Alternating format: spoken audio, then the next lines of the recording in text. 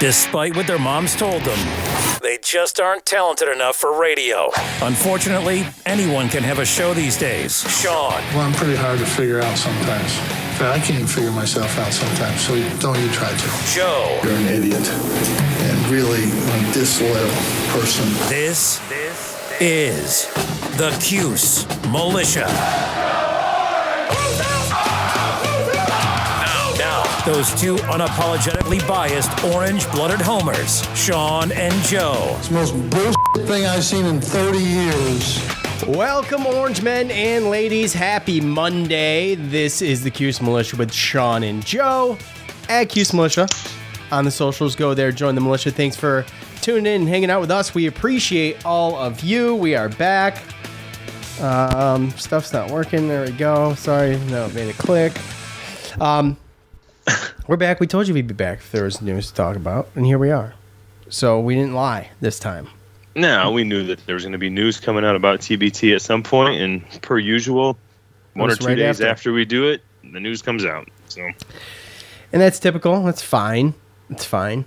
But just a little bit to talk about. I want to do it now because we got a packed week. I actually be going to Charlotte at some point. Might go see Joe, maybe. I don't know. Might. I'm playing. So, all right. Well, I don't have anything to bloviate about or promote. So it's been quiet on that front, which is kind of nice. I'm not sure. You know, I don't have to be pushy about products and whatnot in the next newfangled gambling app. So that's nice. Right. All right. Well, look. Let's get into the Boeheim's Army stuff real quick. The roster came out about 2 days after we did the show, and it was more than that, I think. But we were very curious as to what this was going to be looking like. We talked about the Syracuse Regional at SRC Arena. That's going to be from July 22nd to the 25th. Blue Collar U is going to be in that region, which makes total sense. And then Friday Beers, Blue Collar U, that's a Buffalo alumni team. And then Friday Beers is formerly Armored Athlete. So they're confirmed for the region, and we'll have to see who else we get in there. And also, we know about last year's roster. Every year the roster changes, of course, but last year, Kiefer Sykes is playing in Indiana, so he's not going to be at the TBT with Boeheim's Army this year. He won himself a spot after his star performance last year and helping us get that championship to the NBA. And Tyler Lydon, who contributed last year, he has retired. So that is that for those. So returners, DeAndre Kane, Joe, Andrew White, DJ Kennedy, he disappeared. CJ Fair, the Swan. They're all coming back from last year's team. Eric Devendorf, notably missing from the roster, and we got some new ones, some really awesome new ones. And this is my favorite right here. These three: Tyler Ennis, okay, that's amazing. Raheem Christmas, that's amazing, and a fan favorite who from Syracuse doesn't love our boy, Marek Dolezaj. So, I mean, look, that in itself is going to be fun. So, what about any of this? Oh, and then some new guys, right? So, DeBost, who I don't know if I embarrassingly admit this or if there's a lot of people in the same boat as me, but I don't remember DeBost, okay, in college. And forgive me, but I just don't. Many of us remember Kyle Wilcher, formerly from Gonzaga, was what we would know him from during that Final Four run in 16? No. Was it 16? Yes. Yeah, okay. Yeah.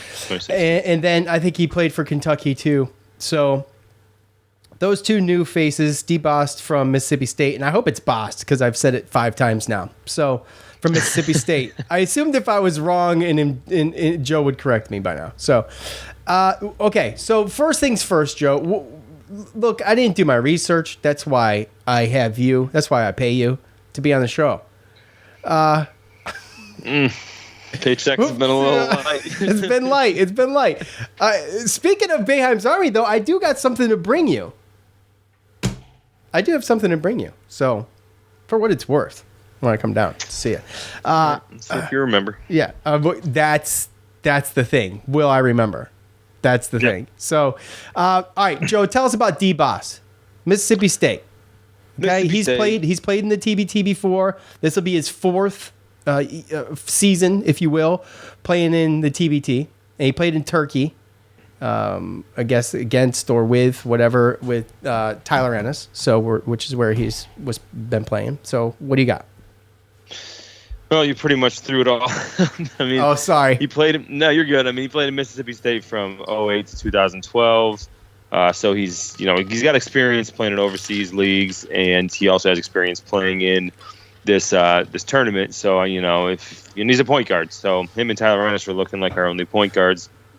And if Tyler Ennis, if it's a little too difficult for him, or maybe he just can't adapt, so maybe the Elam ending, or just how things are going, then obviously you got D-Boss there to kind of help. But there is that whole, I think D-Boss and Kyle Wiltshire and Tyler Ennis all play in Turkey, so I think that was kind of what helped get some of these guys. But there's some people out here that think that this team is rivals, or it might be better than last year's. But Tyrese Rice and Kiefer Sykes, they made a lot of big plays, and they were our point guards. So I think D-Boss he's kind of coming in. He's got to fill some big shoes, and obviously we can get Tyler Ennis, but he's a good player. He can score, and he's a great assist guy as well. So you can't. I mean, he's solid. You just got to hope that he can kind of hit the big shots when Tyrese Rice and Kiefer Sykes did last year, because last year we needed him. So maybe we got some scoring in some other places that's going to help that. So maybe he won't have to score as much. But that's pretty much what I got. I don't really remember him too much either. But yeah, that's where we're at. And by the way, this all came, and I think I saw it. Oh, I know where I saw it. It was texted to me, as all Twitter breaking news is, by Cuse Waterboy, because he knows I hate that place and I'm never on there. So if anything breaks, that's my source most of the time. So Dave McMenamin, is that right? McMenamin? Yeah, I believe so. Never heard of her. Sounds good to me. He's the one that broke the news on a source telling him about the roster, and obviously Adam Weissman and Sean Belby with the roster construction. No mention of Eric Devendorf in there. Now, we know how active he was in recruiting last year's roster, and also playing. And I speculated last episode that will we see Eric Devendorf? I mean, he went out on top. He goes out and wins the thing. Okay. But for him to not be mentioned here, or even mentioned like at all as far as maybe being on the bench or anything like that, I was a little surprised by. I didn't expect him to play, but I was a little surprised by that. So anyways, with back to the new guys, and the last one here being Kyle Wiltshire, a 3-banger, and he can shoot the ball, obviously. And that's going to be huge, because we didn't really have that last year. So it was mostly fancy play. So by the Kiefer Sykes, who was amazing, right? So and Tyrese Rice. Yeah, I mean, yeah, of course. Obviously, you can't forget Tyrese Rice. But both of those guys were amazing. So we're gonna we sacrificed a little bit of that for some decent shooting, right? And with Raheem Christmas and probably going to be starting at center, right? So we assume. I don't know. Look, I love the Marek play. I love that. That's going to be huge. That's going to sell tickets. Okay, but I'll be interested to see. I don't know what Marek's been doing, so it's going to be interesting to see how he jumps back into this thing, and that'll be fun. That'll be fun. That's what I'm looking forward to, and I can't help myself. So that's just how I look at it. But Wiltshire, Joe, what else you got for Wiltshire? Well, he plays at Turkey, but also I think he's also Canadian as well. So him and Tyler Ennis have that kind of Canadian thing too. But yeah, I think he was the guy 2016. He scored 26 points against us, and he's got the height and the length of power forward, almost center. But he can go out and shoot from deep, and I think this is definitely going to be a guy that's going to be able to help us because of the fact that we do have some guys that can penetrate and kick with TJ Kennedy, DeAndre Kane, and obviously our point guards Tyler Ennis and D-Boss. So definitely look to this guy. And again, I was kind of preluding to the fact, we lost a little bit of offense with the point guard changes from last year to this year, but I think we did gain a little bit of offense in other areas, and I think Kyle Wiltshire is definitely the guy that's going to boost that for sure. It's a good pickup, man. He really is. So I don't know when. Go ahead. I was just going to say, I know it's probably tough for some Syracuse fans because, we played against him in Gonzaga, and he had a good game. I think he had like 26 points against us in that Sweet 16 matchup. So I think we can forgive him if he can come out and do some damage, right, alongside of us. That's been proven. So, yeah. And Tyrese. This being a Syracuse alum team should be squashed at this point, right? I think, I'm not attached to that to the point where it makes a difference to me. But obviously we can't call this a Syracuse alum team anymore because they did it for a number of years, and then they kind of diddled in a little bit, and then it got to be a little bit more, and then and now half the teams from different schools and different places, and I'm fine with that. I want trophies, right? It's still Boeheim's Army. You still got the bulk of you're always going to be bringing back some good play and some good players that we all remember, and some nostalgia there with Ennis and Christmas. I think that's great. And CJ Fair, obviously. But what do you think? When you were looking or waiting rather for this roster? There was rumors of Buddy or maybe a Jimmy, right? We heard that there's a possibility for a Boeheim, right? And which I guess would have been okay by the rules, right? Because they're not. It's before the draft and all that. So I did hope to see like Buddy. I thought that would have been fun because of we all know the drama and how his career at Syracuse ended. I don't think it is. I don't think it is. Perfectly honest with you, I think the draft is the end of this month. Oh, is it? Okay. Well, you speculated. You didn't think he's going to get picked up anyways. I think you might be right, by the way. Well, but even after that, it's a situation. No one pays attention to it anyway. Yeah, but if you don't, then you can get undrafted. They still have summer leagues and a whole bunch of people go and play. Right, so he's going to be busy.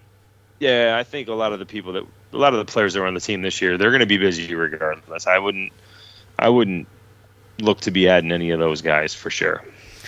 How long before we see a Buddy Boeheim or Carmelo Anthony? Well, Melo he's only got a couple more years before I know he's still playing in the NBA, but I don't know. He's on the Lakers this year, and who knows what's going to happen next year. I can only imagine he's going to play. He's had a long career in the NBA. Right. He has, 100%.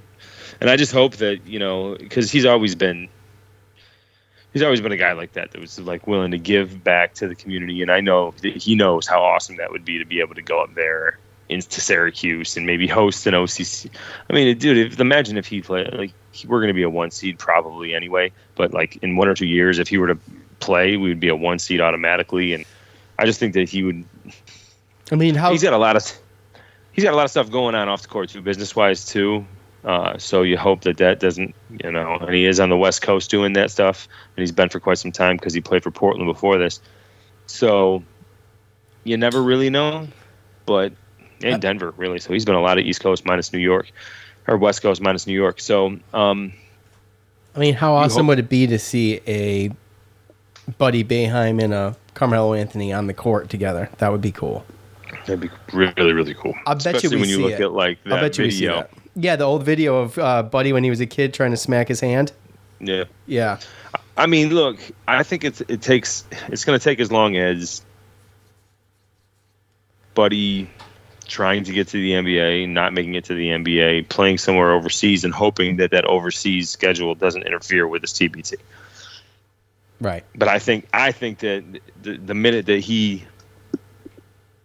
has got an overseas contract, and then that overseas schedule allows him to play in this, I think that he will. No doubt about it. Yeah. And they'll likely keep the, well, I guess I don't know the rules of it, but you would think they would keep a regional in Syracuse. I feel like that's going to be, if you want to make money selling tickets, I feel like that's a surefire way to do it. Right? I mean, if you're looking at the money end of things, you try to keep that regional in Syracuse. It just makes sense. Yeah. Well, and going back to what you're talking about the team too, like I know, like you said, it's going to be Boeheim's Army, and I think it came to a point where we just kind of knew that, just our alumni weren't going to get it done. It's so the right combination of alumni too, though. I mean, it just wasn't strong enough. They had a couple of good runs in the beginning. It just wasn't strong enough, and it's difficult. And I think, reaching out. I think we hit the. Go ahead. We hit the ground running when this first came out.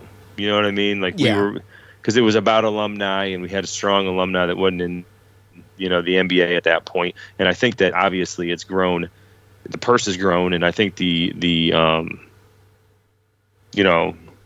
popularity of the tournament in the middle of the summer has grown, and the seriousness. I mean, you've seen it when you see all these NBA players that are putting up the money for the team, right? On their coaching or assistant coaching. DeMarcus Cousins had a team, and someone else had a team. So, like, when you look at it, it's gotten to where there's better players now that are actually going in and playing too from overseas and from other places. So,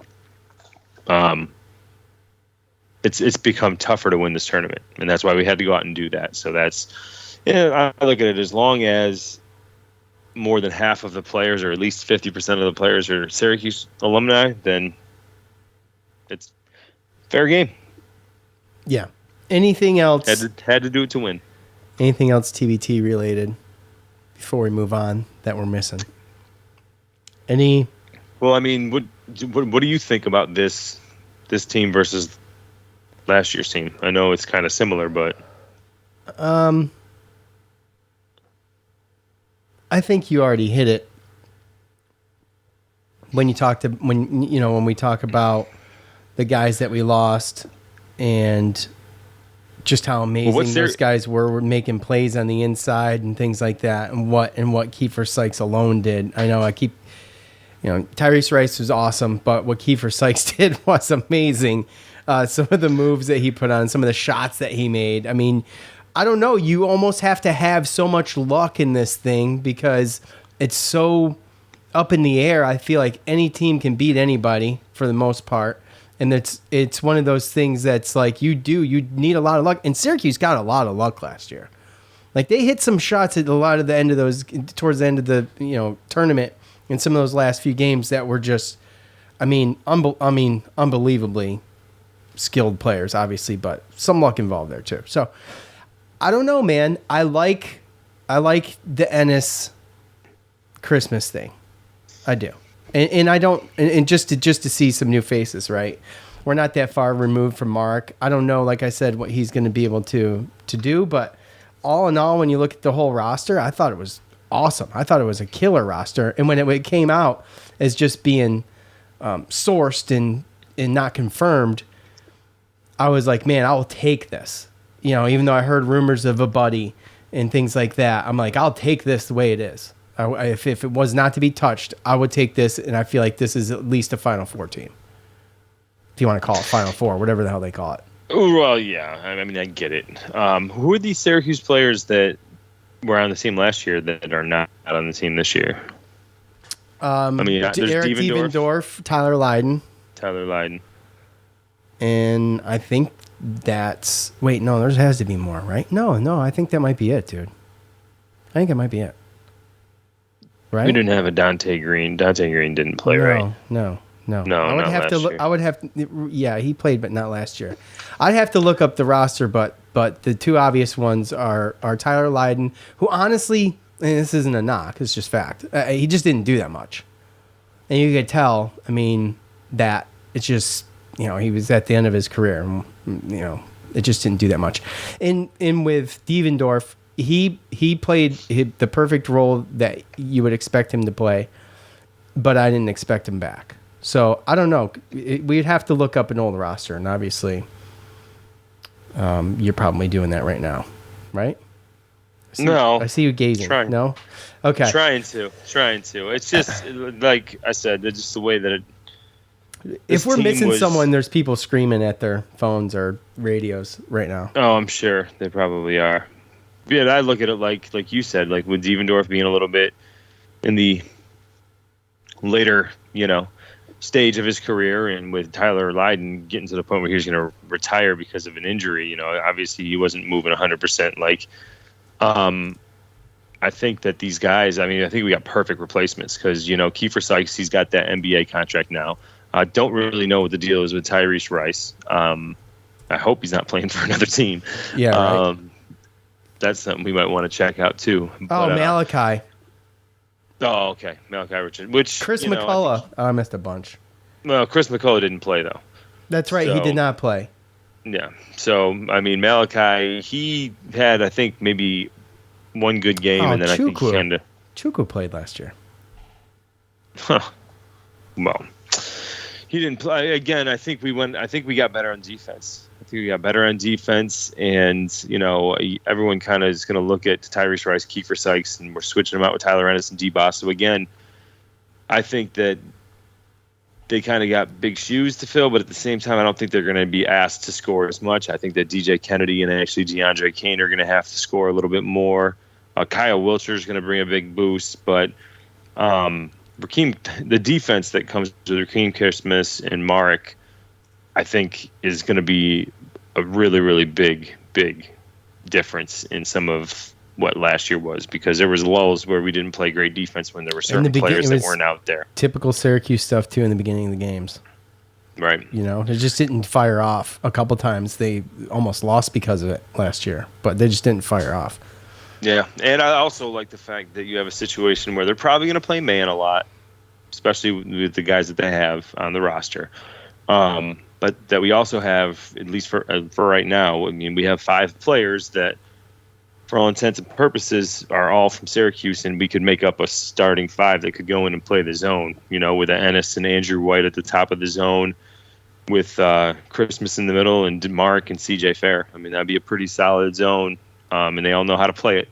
And they would all be playing their positions that they played, so that would be interesting to see if you wanted to kind of switch things up too in the middle of the game. And if you want my opinion on who needs to, from last year that's going to be playing again, I think CJ Fair and Andrew White need to. And Andrew White had his moments last year, and CJ Fair did too a little bit. Well, I'd say more Andrew White, but more production from those two is going to be needed. Like this, it's got to click.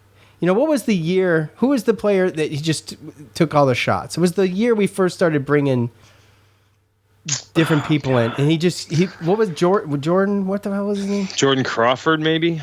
I think so. Yes, Jordan Crawford. Yeah, he was an NBA player. Yeah, and he wasn't. It was like you looked at that year, and I think it was the year before last, 2020, maybe something like that. Maybe 2019 before COVID. Okay, maybe 2019. All right, but anyway, my point is that team just didn't play together. So right. You have to have the fluidity and obviously unselfish play. And, you look at like Christmas Dolezaj. We know Dolezaj's not a selfish guy. And you just want to be able to have a little bit more production from Andrew White and CJ Fair. They played their part, but if all these guys can get clicking, it would be... it could be lights out. They can go back to back. And if they went back to back, it's totally possible. But if they did, what was it? Yeah. Overseas, we're talking overseas elite. What'd they do? 4 in a row? God, I forget. Was it something like that? 4 or 5? There was a lot. There was only 1 or 2 other teams that had won anyone different. But yeah, we could. You're absolutely right. And last year was a little bit different because we still had some guys that, Tyrese Rice had to come up and grab the bull by the horns and kind of be the leader. Plus we had Eric Devendorf still that I think kind of held everything together. You got to have that guy. And that's why I think honestly, I only see 9 players on this roster. Maybe it's still a situation because we haven't heard about Eric Devendorf. Maybe he will come out, be maybe a player coach type thing, something. Either way, I don't see a way that he's not on the bench, at least being able to keep these guys unified. Because when you talk about a tournament like this where you throw people together and they're putting it, well, there's other people putting in money for because they have sponsors, but like they're not guaranteed any money. And there's a lot of egos, and they don't play with each other as often. They don't practice all the time. They get some practice time. They'll get together and whatever, but it's harder to keep those teams kind of together and kind of align and keep their egos together. So I think that it's definitely a plus having the DJ Kennedys and the DeAndre Canes coming back for a little bit more of the experienced captain type, but also they've already played with CJ Fair and Andrew White as well. So those guys would be comfortable. And, the other guys, like you said, a lot of them are very, very unselfish players. So it'll be interesting to see the go-to guy or, the captain that's on the court and who kind of scoops that up. I mean, Tyler Ennis, he came in his freshman year and did it and surprised everybody. So maybe he comes in as a point guard or at least runs the show. Maybe not scoring like Tyrese Rice, but, just keeping everything, kosher and calm like he did when he came in that first year. So those are some things to look at. And also, I mean, they have room to add somebody. I mean, 9 players isn't that much. So I'd like to see another big man or somebody. I mean, unless you're just worried about Rakeem and Marek playing against the centers, but Mark he can step in there. He's done it before. I'm just looking at the teams, and there's a lot I've never heard of. So it'd be interesting. I know some of them changed their name. So Virginia Dream is their first year, and doesn't say who they are, but I imagine they're something to do with Virginia, right? TBD hoping to showcase the talent, and their mission is develop leaders. Okay, yeah, I don't know. But anyways, there's a bunch of new teams on here, and you can check it out at thetournament.com. So, all right. Switching gears here real quick. And the last thing on the agenda, really, and we bring it up because it's fun discussion, but we talked last show about, what kind of,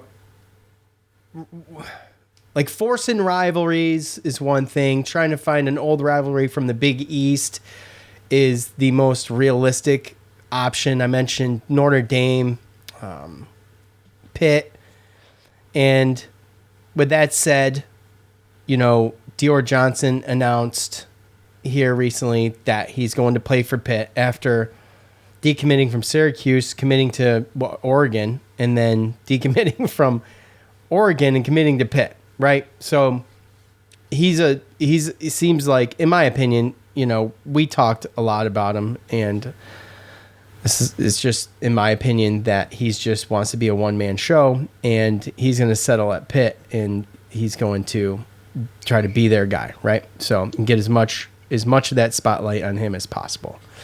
And so when it came down to his top 3, which was Washington State, Mississippi State, and Pitt, there was a Syracuse fan at Tyndall Dave who has been in fan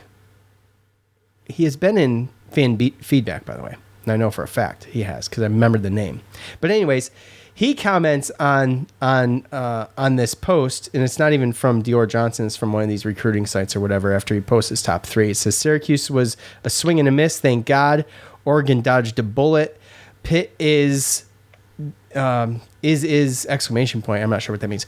Being at the bottom of the ACC, he lasts until December. And Dior Johnson commented on that, said, see you in the dome with a devil emoji, right? So this sparked a little bit of controversy, and Nunes wrote about it, and trying to rekindle this Pitt rivalry, which I don't think needs to really be rekindled, other than the fact that, like Mike Waters pointed out, the attendance last year in the dome was bad. For the Syracuse Pitt game, the attendance was not great. It was 15,000. The attendance at the zoo, if you will, for the Syracuse Pitt game was just terrible. Was absolutely awful, right? So how can you have a rivalry without fans attending such a game? Okay, but we've talked ad nauseum at times about the Prentice Hub, Joe Girard stuff, which was awesome for those couple years.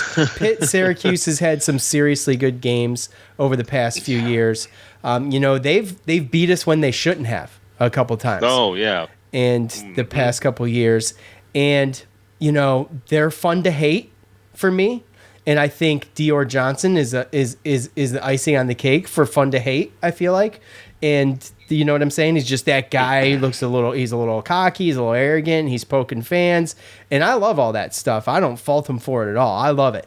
Because I do think that this could be a decent rivalry with, Judah Mintz coming in, right? Two superior freshmen, both top 50 at ESPN, right? Am I correct? I'm almost positive. I think Mintz was 33rd, and I think, and Dior Johnson was 35. So you got 2 point guards that are going to be playing. Now, Dior Johnson committed to Syracuse and decommitted, right? And then you've got Judah Mintz, who committed to Pitt and decommitted, and both of them are playing for the opposing teams, right? So we've got some crossover there. So, I mean, when you talk about a rivalry and setting something up, this kind of is a recipe for something like that to happen. Now, I'm not trying to force it or anything like that or try to create something that's not there. We'll just have to see. But I think this has got more potential than some of the ones we've tried to force in the past. Most notably, obviously, Syracuse and Duke. I think everybody knows how I feel about that. I know the younger fans really love that and want that, but when you go out and get your ass kicked all the time, it brings the fans in, but the games haven't been that close lately. And you got to have two things. You got to have fans and you got to have close games, right, for a rivalry, okay? And I think that this has potential. Look, attendance was down last year. Everywhere. Obviously, 15,000 in the Dome seems like a drop in the bucket, right? So yeah, it's just because of the size of the place. But you got to remember, 15,000 fans at an on-campus event for a basketball game is pretty decent. And we just compare our own numbers with our own numbers, and that's part of it. But I don't know, Joe. With all that set up and how this is going, and you got a shit talker in Dior Johnson, which is fine. I love it.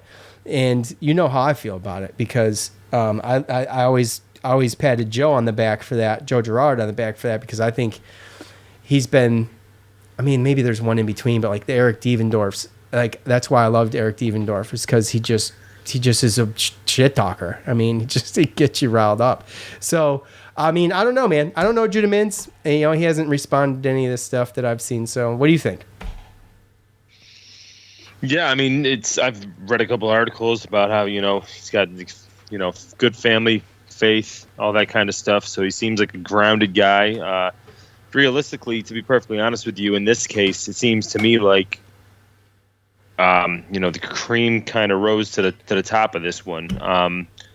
Dior Johnson, sometimes there's some guys that they max out their potential earlier. They get up there, not saying that he's not good, right? But then, they max out their potential younger. They get to such a good at such a young age that their ego grows. They've been catered to their whole life. Right, and sometimes that's hard to, control.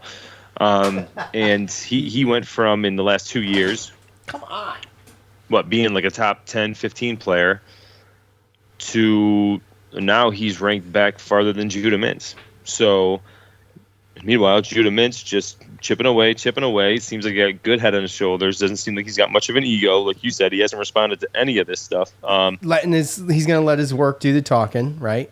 Seems like. Well, and that's kind of what it was about, right, to me. I mean, it looked to me like Pittsburgh, he probably, I don't know if he verbally committed there, went there or whatever, and then maybe he got another offer or whatever, but maybe he saw that there was a little bit of dysfunction or there was some things that were going on there that he didn't like, decommitted, and he got a little bit higher rated, and then maybe decided to land with us after Dior had decommitted, right? And so, and as far as Dior goes, I mean, it just seems like he's been chasing playing time. And I don't know why he came in. I don't know why he decommitted. committed from Syracuse. He would have I don't know what played. the deal was. Well, give a little. Can you give a little bit of the theory or what you think? Obviously, we don't know for sure, but you mentioned something I thought was interesting when we talked about this the other day. Well, I just look at just everything that's happened, and just, you see everything and how the kids, as soon as there's a little bit of adversity or anything, he kind of just goes bolts. Doesn't really know how to handle it. He responds in social media, stuff like that. And I just don't see, Jim Boeheim's old school. So I don't see a situation where, this was Coach Boeheim's first pick, so to speak, when it came to someone he would like to coach. And maybe there was some outside, well, not outside pressure, but some pressure from other coaches maybe saying, hey, Yeah, but I also remember there was a rumor that when Dior Johnson committed, that there was a rumor that it wasn't even 100% offered. They didn't really know. They were still mulling it over, and then I think there was some back and forth. So, it's always going to be hearsay. No one's really going to hear about it, but he probably had the starting job locked up, but I just don't think that he was probably the type of player that Boeheim was looking forward to playing with. And I don't know if there were some conversations that some people didn't like. But yeah, he left there and he went to Oregon, again, in great school. So that he's talented.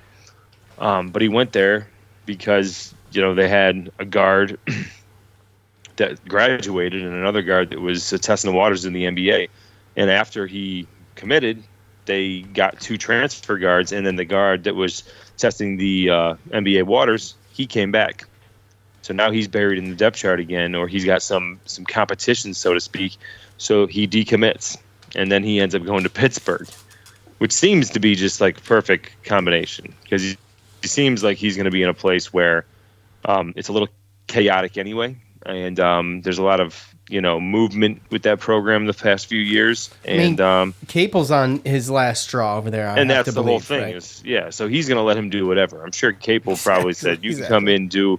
He wants all the attention. He's going to want to run the team and do what he wants to do, and Capel needs to save his job. So to get somebody that decommitted, that was that highly ranked at the end of the recruiting period, to get in there, and with what Jeff Capel has, I'm sure he'll take it. So I'm glad that we got the one that we got, because, again, he ended up being more higher ranked, and he seems to be someone with a better head on his shoulders. And I guess my only question is that, are these players going to take it personally? Like, I almost wonder, and I'll probably end up going and doing research after this, but I almost wonder, have they ever played against each other? Sure would have been nice if you did it before the show, but that's okay. Well, I just kind of thought about this, but I know I'm messing with you, go. Have they played against each other in AAU? Have they actually crossed paths? I think they have. Or AAU? I think they have. By the way, yeah. So, and a lot of times when you're that good, you normally do. So we'll see. I know there's probably some of these All-Star games. I don't know if any of them made the Jordan Brand Classic or the McDonald All-American team. I don't know if that's out come out yet. But yeah, it's going to be interesting to see regardless. We play them 2 times in basketball, and I'm just interested in whether or not the players are actually going to make it a little bit of a personal rivalry, so to speak, as well, just because of how this whole crazy offseason has been. So I know. And, while I love, some of the in-your-face... I don't know how to put this. How I like some of the in-your-face, crap talking on the court. With what you mentioned with Judah Mintz, he's just going to let his work do the talking. I love guys like that too, right? Oh, yeah. Now the crap talker on the courts, it's always awesome when it's your guy. You never mind it when it's your guy, and that stuff pumps you up. So you have to have... It's not awesome when he's playing bad. It's not awesome when he's playing bad, but chances are if he's talking some smack, he's making a run or something. But in Dior Johnson's case, and we just, we kind of... this has always been my thing, man. I mean, even with Judah Mintz, until I see him in an orange jersey on the court, I'm not going to count my chickens for my eggs hatch. My eggs still I get it, right now. This Dior Johnson guy has set himself up to be like a Syracuse Orange villain of all time. That's where I was going. Yes, he has done this. He's poked the bear. You know, our fans are as good as any with pushback and one-liners and retweets and all of the fun stuff that I don't partake in. They're good at that, okay? And it riled them up enough to comment to one guy, Mr. Dave Tyndall, okay? It bothered him that much to mess with this one guy, and this is no offense to Dave. This is no offense to Dave. I think he's got like, not many followers. It's not like a contest here. I'm just saying, you know, it just bothered him that much. It just got under his skin that much. So my point is that I think this guy's easily rattled. I'm glad he's not on my team, to be totally honest with you. Like, you could talk all the smack you want on social media, dude. Right, but then how pissed are we all going to be when, if he comes in and drops 30 and Pittsburgh beats us? Well, then you know what, dude? Then Syracuse did not prepare, and we did not learn anything from last year. I mean, what else do I have? There's nothing you can say if that's the case, right? You can't hate the guy for it. But, okay, let me give you a hypothetical. What if he comes out and freaking struggles and gets totally shut down by Judah Mintz and is totally visibly frustrated and shaken by it to the point that, you know, we can all see it written on his face, and we whoop their ass. I mean, it'd be super. Right, exactly. So, I mean, it could go one of both ways, or it could just be land in the middle. They could both score. They could both drop 20, and both have a really good game, and maybe it's close, and maybe, you know, we lose, maybe we win. Can't wait to see, but it definitely kind of pushed that Syracuse-Pittsburgh because, I mean, yeah. I mean, give your thoughts on the actual, like, the point of this conversation is to talk about like a rival and how long do these players play, right? Obviously, it depends on how good they are, right? So, you know, you're looking at maybe 2 years with Judah Mintz, maybe not. Depends on how good he does, right? Well, some of it's the players, you know, but I just think that I think this was a rivalry, and I think that it got lost. I think it got lost when we joined the ACC. Yeah, absolutely, because when we were doing that, Jamie Dixon was one of the best Big East coaches. Pittsburgh was good. I mean, they were ranked number 1. They were getting top 5 seeds in the NCAA tournament. We had good games all the time, and we were playing each other twice a year every time. So, we go to the ACC in the first couple of years is okay, but ever since then, it's kind of just going downhill. Really, we talked about Tyler Ennis, right? So what was what was that 90-footer or what was that? What was that shot? Like 35, right? It was like 35. It wasn't. It was a little less than half court. Okay, all right. Yeah, I said 90. So anyway, it was like 35.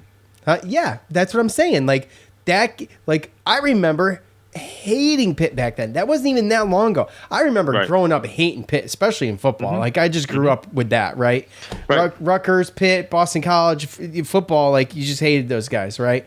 And I think that's where some of this gets lost with some of the fans that we have today. Fans that are probably like our boy Gio.